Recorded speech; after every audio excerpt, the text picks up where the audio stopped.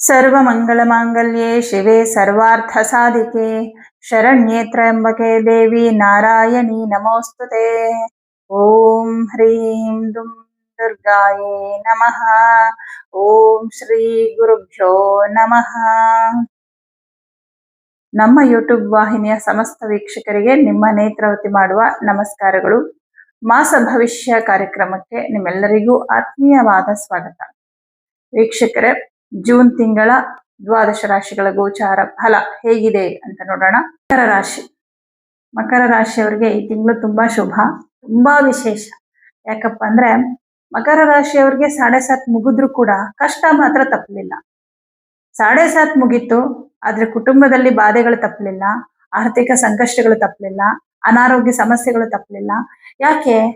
ಯಾಕೆಂದ್ರೆ ಗುರುವಿನ ಅನುಗ್ರಹ ಇರ್ಲಿಲ್ಲ.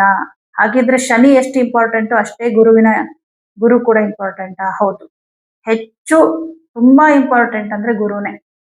ಜಾತಕ ಆದ್ರೂ ಅಷ್ಟೇ, ಎಲ್ಲಾ ಗ್ರಹಗಳು ಪೀಡಿತರಾಗಿದ್ದಾರೆ, ಆದ್ರೆ ಗುರು ಒಬ್ಬ ನಿಮ್ ಜಾತಕದಲ್ಲಿ ಚೆನ್ನಾಗಿದ್ದಾನೆ ಅಂದ್ರೆ ಎಂಥ ಸಮಸ್ಯೆಗಳು ಬಂದ್ರು ನೀವು ಪಾರಾಗ್ತಾನೇ ಇರ್ತೀರ. ಯಾಕಂದ್ರೆ ಅದೇ ವಿಚಾರ, ಹರಮುನಿದರು ಗುರು ಕಾಯುವನು. ಗುರು ನಿಮ್ಗೆ ದಾರಿ ತೋರಿಸ್ತಾ ಇರ್ತಾನೆ. ಯಾವುದೋ ಗುರುಗಳ ಅನುಗ್ರಹ ಇದ್ರೆ ಮಾತ್ರ ನಿಮ್ಮ ಜಾತಕದಲ್ಲಿ ಗುರು ಮಾತ್ರ ಚೆನ್ನಾಗಿರಕ್ ಸಾಧ್ಯ ಆಗುತ್ತೆ.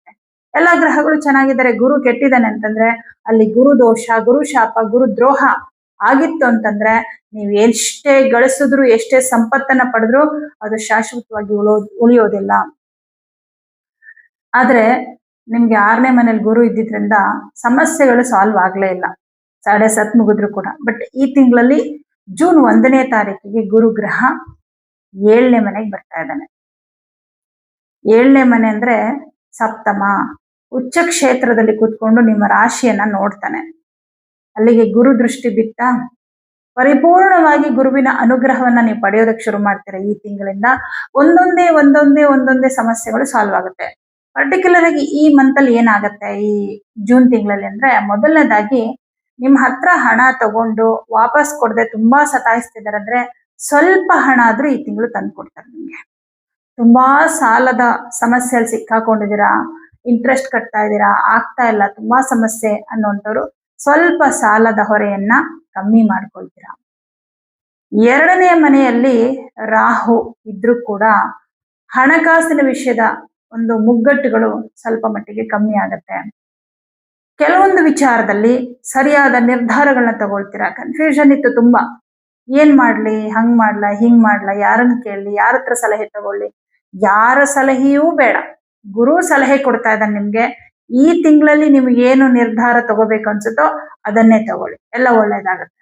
ಒಳ್ಳೆ ಟೈಮ್ ಬಂದಾಗ ನಾವು ತಗೊಳ್ಳೋಂತಹ ತೀರ್ಮಾನ ಕೂಡ ಒಳ್ಳೇದೇ ಆಗಿರುತ್ತೆ.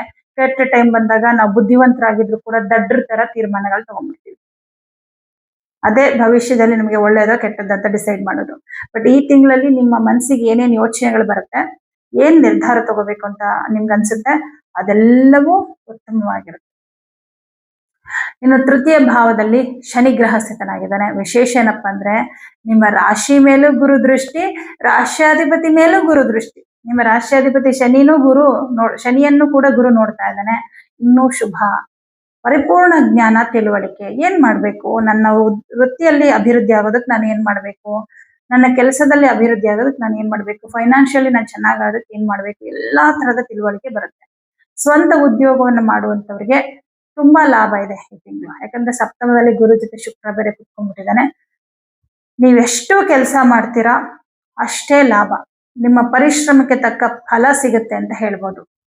ಶನಿಯ ಮೇಲೆ ಗುರುದೃಷ್ಟಿ ಇರೋದ್ರಿಂದ ದೇವರ ಮೇಲೆ ಭಕ್ತಿ, ಪ್ರೀತಿ, ನಂಬಿಕೆ ಎಲ್ಲ ಜಾಸ್ತಿ ಆಗತ್ತೆ. ಕೆಲವೊಂದ್ಸಲ ಏನಾಗತ್ತೆ ಅಂದ್ರೆ ತುಂಬಾ ಕಷ್ಟ ಬಂದಾಗ ತುಂಬಾ ಜನ ಹೇಳ್ತಾರೆ ಮಾತು, ನಾನು ಅಷ್ಟು ವ್ರತ ಮಾಡಿದೆ, ಇಷ್ಟು ಪೂಜೆ ಮಾಡಿದೆ, ಆದ್ರೆ ದೇವ್ರು ನನ್ಗೇನು ಒಳ್ಳೇದ್ ಮಾಡಲಿಲ್ಲ, ಇಂಥ ಕಷ್ಟ ಕೊಟ್ಬಿಟ್ಟ ಅಂತ.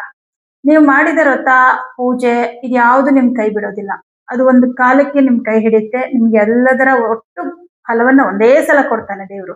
ಆದ್ರೆ ಪ್ರೆಸೆಂಟ್ ನೀವು ಕಷ್ಟ ಪಡ್ತಿದ್ದೀರಂದ್ರೆ ಅದು ನಿಮ್ಮ ಪ್ರಾರಬ್ಧ ಕರ್ಮ. ನಾವು ದಾರಿಯಲ್ಲಿ ಹೋಗುವಾಗ ಮುಳ್ಳು ಅಡ್ಡವಾಗಿ ಬಿದ್ದಿದೆ ಅಂದ್ರೆ ನಾವು ಆ ಮುಳ್ಳನ್ನೇ ತುಳ್ಕೊಂಡು ಹೋಗಕ್ಕಾಗತ್ತಾ? ಆ ಮುಳ್ಳನ್ನು ಫಸ್ಟ್ ತೆಗಿಬೇಕಲ್ವಾ? ಅದೇ ತರ ಫಸ್ಟ್ ಕೆಲವೊಂದು ಪ್ರಾರಬ್ಧ ಕರ್ಮಗಳನ್ನ ಅನುಭವಿಸ್ಬಿಡ್ಬೇಕು. ಆಮೇಲೆ ನಿಮ್ಗೆ ನಿಮ್ಮ ವ್ರತ, ಪೂಜೆ ಇದೆಲ್ಲದರ ಫಲ ಸಿಕ್ಕೇ ಸಿಗುತ್ತೆ. ಬಟ್ ಇದೆಲ್ಲ ಮಾಡಿದ್ರೆ, ಖಂಡಿತ ಮಾಡ್ತಾ ಇದ್ದೀರಂದ್ರೆ ಎಂಥ ಸಂಕಷ್ಟಗಳಾದ್ರೂ ಅದರಿಂದ ನಿಮ್ಮನ್ನ ಪಾರ್ ಮಾಡೇ ಮಾಡ್ತಾನೆ. ಇನ್ನೇನ್ ನಾನು ಸತ್ತೇ ಹೋಗ್ತೀನಿ ಅನ್ನೋ ಟೈಮಲ್ಲಿ ಕೂಡ ನೀವು ನಿಮಗೇನೂ ಆಗಲ್ಲ, ಹಾಗೆ ಕಾಪಾಡ್ತಾನೆ ದೇವರು. ಯಾವ್ದೋ ರೂಪದಲ್ಲಿ ಬರ್ಬೋದು, ಯಾವ್ದೋ ತಿಳುವಳಿಕೆ ಹೇಳ್ಬೋದು. ಹೀಗೆ ಈ ತರ ಚತುರ್ಥಾಧಿಪತಿ ಮಂಗಳ ಗ್ರಹ ಚತುರ್ಥ ಭಾವದಲ್ಲೇ ಸ್ಥಿತನಾಗಿರೋದ್ರಿಂದ ಆಸ್ತಿ, ಮನೆ, ಭೂಮಿ ವಿಚಾರದಲ್ಲಿ ಬಹಳ ಅನುಕೂಲ ಆಗುತ್ತೆ. ನಿವೇಶನ ತಗೋಬೇಕು ಅಥವಾ ಮನೆ ತಗೋಬೇಕು ಅಂತ ಹೇಳಿ ತುಂಬಾ ಪ್ರಯತ್ನ ಪಡ್ತಾ ಇರೋರಿಗೆ ಈ ತಿಂಗಳಲ್ಲಿ ನಿಮ್ಗೆ ಒಳ್ಳೆಯ ನಿವೇಶನ ಅಥವಾ ಮನೆ ತಗೊಳ್ಳುವಂತ ಸಾಧ್ಯತೆ, ಅಥವಾ ಅದಕ್ಕೆ ತಗೊಳ್ಳೋದಕ್ಕೆ ಸ್ವಲ್ಪ ಫೈನಾನ್ಷಿಯಲ್ ಪ್ರಾಬ್ಲಮ್ ಇತ್ತು, ಅದೆಲ್ಲ ಸಾಲ್ವ್ ಆಗುತ್ತೆ. ಈ ವಾಹನ ಯೋಗ, ಮನೆ, ಭೂಮಿ ಯೋಗ ಇದೆ. ಹಾಗೆ ತಾಯಿಯ ವಿಚಾರದಲ್ಲಿ, ಈಗ ತಾಯಿಗೆ ಹುಷಾರಿಲ್ಲ, ಅವ್ರಿಗೇನೋ ಸಮಸ್ಯೆ ಆಗ್ತಾ ಇದೆ, ಈ ತರದ ಸಮಸ್ಯೆಗಳಿದ್ದಂಥವ್ರಿಗೆ ಈ ಪ್ರಾಬ್ಲಮ್ ಸಾಲ್ವ್ ಆಗುತ್ತೆ. ಅಂದ್ರೆ ಮಾತೃ ವಿಚಾರದಲ್ಲಿ ಇದ್ದಂತಹ ಸಮಸ್ಯೆಗಳು ನಿವಾರಣೆ ಆಗುತ್ತೆ. ಪಂಚಮಾಧಿಪತಿ ಶುಕ್ರ ಗ್ರಹ 7ನೇ ಮನೇಲಿ ಕೂತ್ಕೊಂಡು ನಿಮ್ ರಾಶಿಯನ್ನು ನೋಡ್ತಾ ಇದ್ದಾನೆ. ಮಕ್ಕಳಿಂದ ಸಂತೋಷ, ಮಕ್ಕಳು ಅವರ ವಿದ್ಯಾಭ್ಯಾಸದಲ್ಲೇ ಆಗಿರ್ಬಹುದು, ಯಾವುದೇ ಒಂದು ಕ್ಷೇತ್ರದಲ್ಲಿ ಏನೋ ಸಾಧನೆ ಮಾಡ್ತಾ ಇದ್ದಾರೆ, ಆ ಮಕ್ಕಳ ವಿಷಯದಲ್ಲಿ ಬಹಳ ಸಂತೋಷ ಆಗುವಂಥದ್ದು. ಇನ್ನು ಮಕರ ರಾಶಿಯ ವಿದ್ಯಾರ್ಥಿಗಳಿಗೆ ತುಂಬಾನೇ ಶುಭದಾಯಕವಾದಂತಹ ತಿಂಗಳು ಇದು. ಯಾಕೆಂದ್ರೆ ಪಂಚಮಾಧಿಪತಿ ಶುಕ್ರನ ಜೊತೆಗೆ ಗುರು ಇದ್ದಾನೆ. ಗುರು ಅಂದ್ರೇನೆ ಜ್ಞಾನ, ಶುಕ್ರ ಅಂದ್ರೆ ಕಲೆ. ಈ ಕಲೆಯ ಒಂದು ಕ್ಷೇತ್ರದಲ್ಲಾಗಿರ್ಬಹುದು, ಕ್ರೀಡೆ ಆಗಿರಬಹುದು, ಅಥವಾ ವಿದ್ಯಾಭ್ಯಾಸ ಆಗಿರ್ಬೋದು, ಯಾವುದೇ ಒಂದು ಕ್ಷೇತ್ರದಲ್ಲಿ ಹೆಚ್ಚು ಸಾಧನೆಯನ್ನ ಮಾಡೋದಕ್ಕೆ ನಿಮ್ಗೆ ಈ ತಿಂಗಳಿಂದ ಅನುಕೂಲಗಳಾಗುತ್ತೆ. ಹಾಗಾಗಿ ಮಕರ ರಾಶಿ ವಿದ್ಯಾರ್ಥಿಗಳಿಗೆ ತುಂಬಾ ಚೆನ್ನಾಗಿದೆ. ಕಾಂಪಿಟೇಟಿವ್ ಎಕ್ಸಾಮ್ಗಳಿಗೆ ಪ್ರಿಪೇರ್ ಆಗ್ತಾ ಇರೋರಿಗೆ ಅದ್ಭುತವಾದ ಸಮಯ ಇದಾಗಿದೆ. 6ನೇ ಮನೆ ಅಧಿಪತಿ ಬುಧ ಗ್ರಹ 6ನೇ ಮನೆಯಲ್ಲೇ ಕುತ್ಕೊಂಡಿರೋದ್ರಿಂದ ಬೇರೆಯವರ ಕೈ ಕೆಳಗೆ ಕೆಲಸ ಮಾಡ್ತಾ ಇರೋಂಥವ್ರಿಗೆ, ಯಾವುದೇ ಸಂಸ್ಥೆಗಳಲ್ಲಿ, ಯಾವುದೇ ಕಾರ್ಖಾನೆಗಳಲ್ಲಿ ಕೆಲಸ ಮಾಡ್ತಾ ಇರೋಂಥವ್ರಿಗೆ ತುಂಬಾ ಚೆನ್ನಾಗಿದೆ. ನಿಮ್ಮ ಕೆಲಸದಲ್ಲಿ ಇದ್ದಂತಹ ಸ್ಟ್ರೆಸ್ ಆಗಿರಬಹುದು, ಒತ್ತಡ ಆಗಿರಬಹುದು, ಇದೆಲ್ಲ ಕಮ್ಮಿ ಆಗತ್ತೆ. ಯಾಕಂದ್ರೆ ಬುಧ ಮಾತ್ರ ಕುತ್ಕೊಂಡಿದ್ದಾನೆ, ಹಾಗಾಗಿ ಶುಭ ಫಲ ಕೊಡ್ತಾನೆ. ಅಷ್ಟಮಾಧಿಪತಿ ರವಿ 14ನೇ ತಾರೀಕುವರೆಗೂ 5ನೇ ಮನೇಲಿ ಇರ್ತಾನೆ. ಸ್ವಲ್ಪ 14ನೇ ತಾರೀಕುವರೆಗೂ ಮಕ್ಕಳಿಗೋಸ್ಕರ ಒಂದಿಷ್ಟು ಖರ್ಚು ವೆಚ್ಚಗಳು ಇರುತ್ತೆ. 15ನೇ ತಾರೀಕಿಗೆ ರವಿ ಏನಾಗ್ತಾನೆ, 6ನೇ ಮನೆಗೆ ಹೊರಟೋಗ್ತಾನೆ, ಖರ್ಚು ಕಮ್ಮಿ ಆಗುತ್ತೆ. ಹಾಗಾಗಿ ರವಿ ಒಂಚೂರು ನಿಮ್ಗೆ ಸ್ವಲ್ಪ ಅಶುಭ ಫಲವನ್ನ ಕೊಡ್ತಾನೆ.